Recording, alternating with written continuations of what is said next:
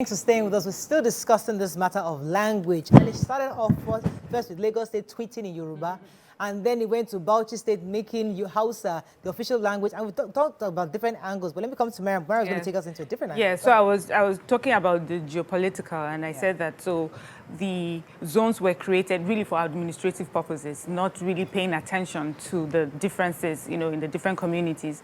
And also that when you talk about, I like what Hassan was saying, that, this language, when you now make it an official political language or language that be used in political administrative offices, then it sort of brings a problem, which I foresee, because doing that does not necessarily make people even want to love the language or speak the language. Right now, the way it's done, there are many people of different origins that live in Lagos State that speak Yoruba like this. There are people that live in the north that speak Hausa so great. There are some people who be like, are you really not Hausa? I say, no, I'm Igbo. I've met an Igbo person that speaks Hausa better than I do, So it depends. So Nigerians already, we travel to different parts of the country. We pick up the language. We accept the language, and that is what I feel we should encourage. That in our different, that is more likely to bring unity than taking a language, especially if we don't do it well in the regions that I have highlighted. I'm giving like a blanket language that is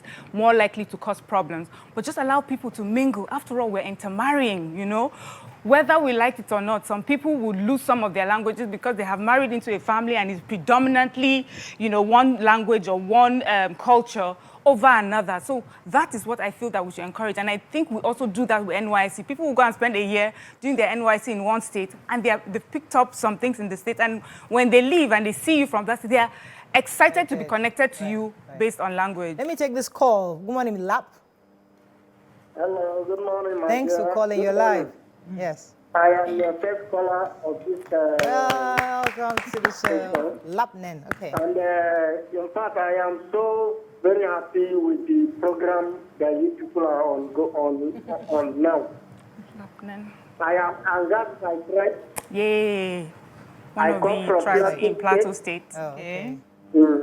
And usually the issue of language. Well, language is what we teach.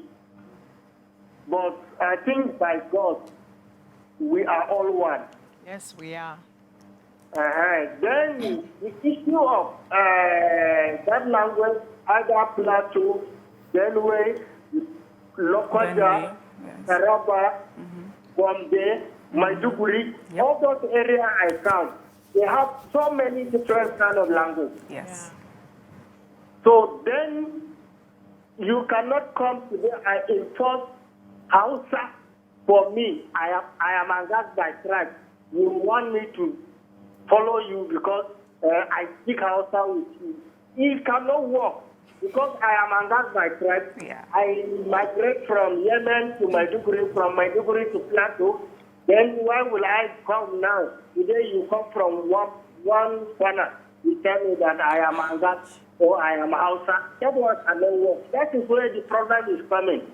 That's why some people, when they come, if they know that they are the dominant, they would like to over come to other language. Thank you, Lapnen. I don't think the conversation is about forgetting your identity. Yes. I just think the conversation is about projecting one national front for to strengthen us, to strengthen who we are as a people, to strengthen how the international and other countries will look at us and say, okay, these people have this and these people. It's simply for identification and for labeling. So nobody is saying because you now want to make this one superior to. It's not about superiority. It's about just, okay, how are we projecting to the world? That's what I see. And if we sit here with everything else and highlight all the ways something will not work, that thing will never work. The conversation should be, is this even a possibility? How can we do this? How can we have this conversation? What sort of conversations are we supposed to have? Which stakeholders, which language professionals are we going to engage? Let's even present some things to the table. Let's begin to look at it. But if we just close our minds and close our hearts, we will not get anywhere. So I believe personally in one Nigeria. I've not been speaking my own dialect for a very long time. It doesn't mean I've lost who I am, or I've forgotten that I'm an Asaba person. When they forced me, or they taught me in school to speak, not force, taught me in school because it was a prerequisite. In primary school, you must learn local language. I did not, my parents did not revolt to say, why are they not speaking Asaba dialect? I learned what was presented to me as the national language for that place. If my husband speaks Yoruba, because that was what they taught him in school. that's what they taught him in school. He did not revolt to say, I am Ika. Why are they teaching me Yoruba in school? It was what was presented. So for the national good, we may have to revisit some things and swallow our language ego. Because what I hear sometimes is, nobody wants to be suppressed. This is original to me. This is what I must project. But when it comes to national discourse, some things may just have to step down for others. Point taken. Language Let me take ego. Good morning, Femi. Are you there? Yeah, I'm still here. Thanks for calling. Go ahead, please. Yeah, I'm a first-time caller. Welcome to the show. Thank you very much. This language discourse, I'm very, very interested in it. And I think it's foundational. Yeah. The Bible says that if the foundation is rotten, what can the righteous do? Yeah. We have this issue about there is politics in it, and there is tribalism in it. Thank For you. instance, you are in Lagos, and you have been living in Lagos for 3 years. You cannot speak the language. When you speak to them, they say that, I know they speak Yoruba. So why can you live in a place and not being able to speak that language?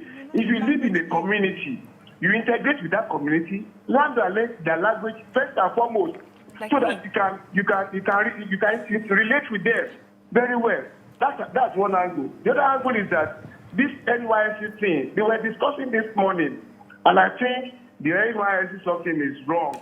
If you go to a place to serve for 1 year, you must be able to speak the language of that community before coming back to your own community. Thank you. If that is not in place, then the NYSC should design a program such that when you get to that community, you have language class, maybe for 1 or 2 hours every week. When you go to do your community something, where you'll be taught the local language. So I think at this time, Mr. Lufemi, this nation, that the state assemblies that are going back to it, they are doing the right thing. Mr. Lufemi, yes? Let me ask you a question. So we got that part of the argument, which is great. But let me ask you your thoughts, because people are saying that the state government is, I'm trying to say it in English, I can't find the English word, is pawing to the non-Yoruba speaking people within Lagos with this attempt to be tweeting in Yoruba. Do you agree? How do you nobody can be forced to speak a language. Okay. You get my point? But it's just that individual that when you live in that community, you must be able to speak that language so that you can relate with the people. That's why we have this problem. Even within the individual homes, the parents will tell their children, don't speak Yoruba. Okay. Why we tell your children, look, I have 6 children, and they are doing very well. You have 6 children? One of them is MSc, master's degree, and I don't speak English to them within the home. I don't speak English to them. I speak Yoruba to them. And look, if you speak your own language very well, you know that your language very well, you will be able to speak English very well. Because you can transmit from one language to the other. Yes. Thank you, Lufemi. I think I've shared that example here. My husband said he didn't start speaking English until he entered secondary school, GSS1. That's when he started learning English for the first time. He learned it and right. He speaks fluent Yoruba and fluent English. All right, we have to wrap up soon. Yes, I was just going to say about this language ego. It's important because it's an identity. It's a very strong one. The part of my conversation is not that nothing can be done. It's just that in doing anything, you have to take cognizance of the differences that we have. You know, as our last caller said, this is a foundational issue.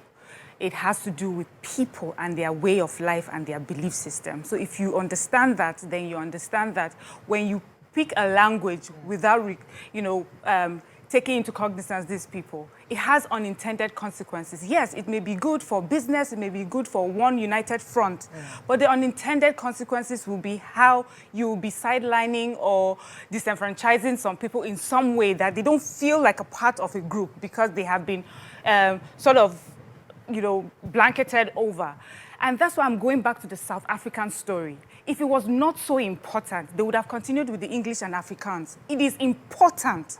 Language is important. It's important, those small communities or small languages, as much as we would like a united, unified front, it is important that we understand that it cannot happen without acknowledging the different cultures, different communities, different languages. It is not ego. Yeah. It is pride.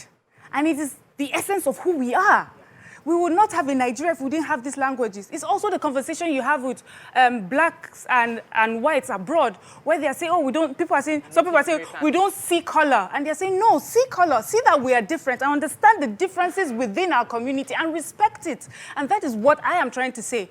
Don't be in a hurry to give us a blanket language. It would divide more than it will unify us. So I get that. So, but what I'm hearing, however, is that it's more for administrative purposes. Yes. So you still have that your identity, your own language, but if we can have a language that, okay, when we get to the office, just like we've adopted English as the general administrative language, but we have our individual languages. I find that dangerous. Okay.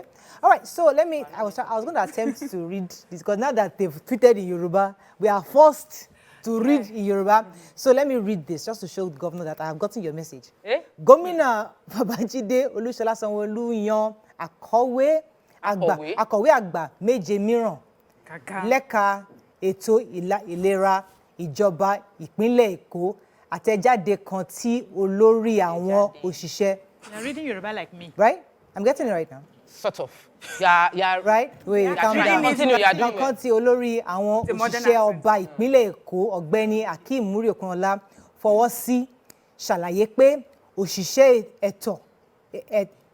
ètò ìlera làwọn ẹni tí wọ́n yàn sípò náà látàrí ọwọ́ òkúnkúndùn. What's that? Látàrí ọwọ́. All I know is I need to say something funny. When I put the Google Translate, you know where you put, there's some things that they translated. I'm sure that's not what the governor So we need to be careful. All right, we got to wrap up. But it's really, it's really interesting. I struggled, but I'm very good at Amiohun. Yeah. I'm extremely good. If you took your time. Yes, if I had taken my time, I would have gotten it right. What's it often? Yes, over and over. So I was the marking, the tone marks. The tone marks, yes. That tells you going how it's up, pronounced. going down. But I'm really good at that. All right, let's go on a break. When we come back, move on to another topic. Stay with us. We'll be right back.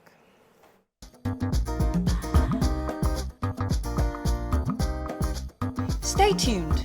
Your View will be right back.